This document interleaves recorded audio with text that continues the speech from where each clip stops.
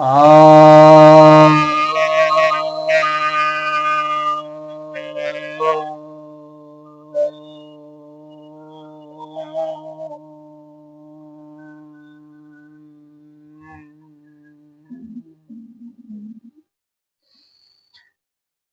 सभी भक्तजनों को सप्रेम नमन। तो आज आपकी जिज्ञासा का समाधान लेकर आया हूं। एक जिज्ञासा यह आई है कि इस समय में हम भविष्य काल की ओर ही क्यों जा रहे हैं, भूतकाल की ओर क्यों नहीं जा पाते।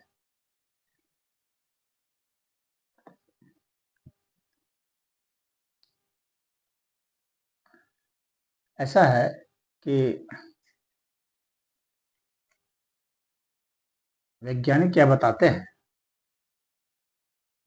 और धर्म भी, सनातन धर्म तो कम से कम बता रहा है कि यह जो ब्रह्मांड है वह फैल रहा है, बड़ा हो रहा है, फैल रहा है यानी आगे की ओर गति कर रहा है। और जब ब्रह्मांड आगे की ओर गति कर रहा है तो ब्रह्मांड का मतलब है कि इसमें जितने भी प्राणी हैं, जीव हैं, पदार्थ हैं, हाँ, वो सब गति कर रहे हैं, सब फैलने गति, यानी इसके भीतर का जो इंटरनल एक फोर्स है वह सबको आगे की ओर जाने के लिए मजबूर कर रहा है। यानी हम भविष्य को की ओर ही जा रहे हैं। तो हम आगे के बारे में सोच सकते हैं। क्या हम पीछे जा करके घटनाओं को बदल सकते हैं, पीछे हम लौट सकते हैं? तो पीछे के रूप में तो हमारे सिर्फ यादें हैं, जो हम पहले से कुछ कर आए हैं उसकी स्मृति है। उन स्मृतियों का रिकॉर्डिंग हो सकती है हमारे पास, चाहे वीडियो रिकॉर्डिंग हो, ऑडियो रिकॉर्डिंग हो, फोटोग्राफ्स हो, और जिस भी तरह के।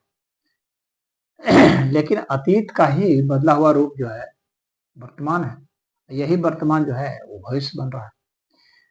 तो इसका अर्थ यह हुआ कि वर्तमान में अतीत तो समाहित है, लेकिन वह बीज रूप में होता जा रहा है, और आगे जो है भविष्य आएगा तो ये वर्तमान भी उसमें बीज रूप में मौजूद हो जाएगा, यानी बीज का बीज हो जाएगा। अब बात है कि क्या हम पीछे भी लौट सकते हैं? तो कई लोगों ने थ्योरी दिया, कुछ लोगों ने प्रयोग किया, जिसमें कि व्हीलर जो है उन्होंने एक प्रयोग किया था।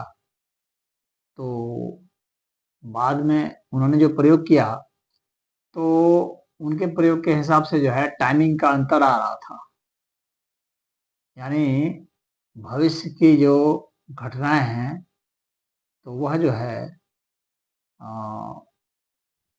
पहले हो जा रही थी और अतीत की घटना को प्रभावित कर रही थी।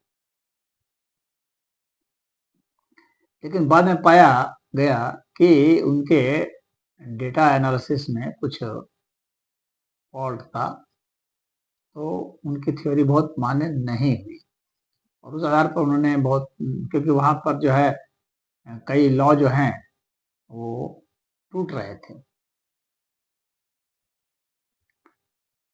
उनसे जो है सुपर डिटर्मिनिज्म की बात आ रही थी, और ग्रैंडफादर पैराडॉक्स की बात हो रही थी कि यानी जो है ए जो है अगर ग्रैंडफादर है, बी फादर है, सी जो है बी का सन है, तो सी अगर जा करके ए का अगर वह कर दे, कत्ल कर दे, तो सी कैसे फिर हो पाएगा? तो वो सीक्वेंस ही टूट जाएगा, तो सी का अपना अस्तित्व खत्म हो जाएगा। तो ये एक प्रॉब्लम आ रही थी। उसी तरह से उसका जो है एंट्रोपी जो है, इसमें कि इंफॉर्मेशन जो है कि वह एंट्रोपी के विषय में बताया जाता है कि इसमें सूचनाएं जो है वो हर समय वो बढ़ती रहती है समय के हिसाब से। तो इसका जो ऑर्डर है तो वह बढ़ता रहता है। तो अब यह जो है इसमें दिक्कत आ रही थी, एंट्रोपी का जो लॉ है वो वायलेट हो रहा था। तो सेकेंड लॉ ऑफ थर्मोडायनेमिक्स जो है, तो ये जो एंट्रोपी वाला, तो वह वायलेट हो रहा था। तो ये सब जो है तो बहुमत जो थे वैज्ञानिकों के, वे जो है इस थ्योरी को नहीं माने। तो ये जो जॉन व्हीलर की जो थ्योरी थी ये रिजेक्ट हो गई। तो इसमें जो है कोई डिफेक्ट था, कुछ मान लीजिए कुछ इसमें चेरी पैकिंग थी, कोई डाटा फैब्रिकेशन वगैरह कुछ इसमें सिस्टम रहा, जिसके कारण ये मान नहीं हुआ। तो समय में हम पीछे जाने की जो बातें थी, जो कल्पनाएं थी, इस पर बहुत सारे फिल्म बन गए, मूवीज बहुत सारे आ गए, सीरियल्स बन गए, बहुत साहित्य भी लिखे गए, लेकिन जो है इसका कोई साइंटिफिक जो है पुख्ता प्रमाण जो है नहीं आ पाया। हम जब भी जा रहे हैं तो हम भविष्य में ही जा रहे हैं, क्योंकि हमारे भीतर का जो फोर्स है वो भविष्य में पूरे ब्रह्मांड जो है एक दिशा में जा रहा है। जैसे एक कोई नदी है, उसमें बहुत तेज धारा चल रही है, तो उसमें जो है एक छोटे मोटे जो तिनके उनके हैं, तो वो उसके विपरीत दिशा में नहीं जाएंगे, वो धारा की ही दिशा में जाएंगे। लेकिन क्या हम पीछे नहीं ही जा सकते हैं? क्या आखिर क्यों नहीं जा सकते हैं?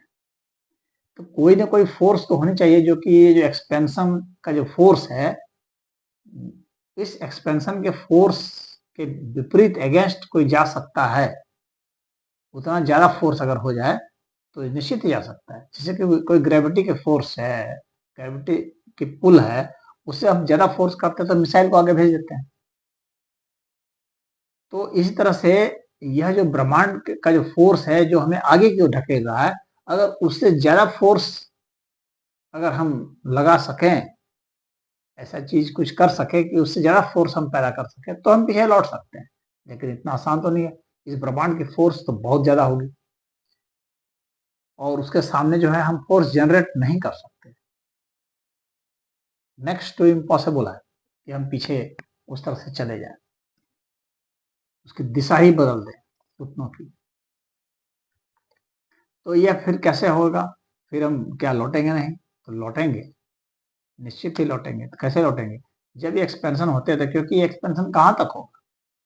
ये भी एक्सपेंशन तो वहीं तक होगा ना जहां तक इसका इंटरनल फोर्स है जो इसको पुश कर रहा है। तो वो पुश एक समय आते आते आते जो है इक्विलिब्रियम स्टेट में पहुंच जाएगा, बराबर स्टेट में पहुंच जाएगा। और वैसी स्थिति में फिर जो है जहाँ इक्विलिब्रियम स्टेट आया, तो वहां से फिर जो है इसको वापस लौटना ही होगा, क्योंकि आखिर किस फोर्स से फिर वो आगे जाएगा? या तो फिर उसका कोई आगे कोई पुलिंग फोर्स लग जाए, तब तो वो आगे जा सकता है। और अगर पुलिंग फोर्स नहीं हुआ, तो इसके भीतर का जो इंटरनल फोर्स है इस ब्रह्मांड का, वो इसको पुनः जो है खींचे करके अपने में समेटेगा। और जब पुनः वापस लौटेगा, तब यह भूतकाल में जाएगा। तो उस समय भविष्य में जाना मुश्किल हो जाएगा, उसमें भूत में ही जाना पड़ेगा, वो स्थिति आ जाएगी।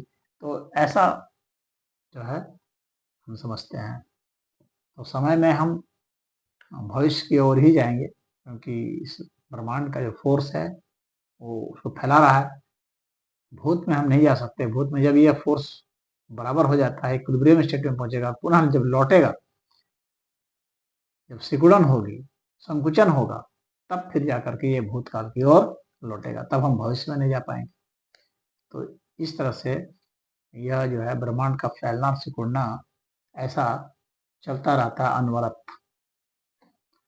तो ऐसा ही हम समझ पा रहे हैं। तो इसमें इतना ही। हरिओम।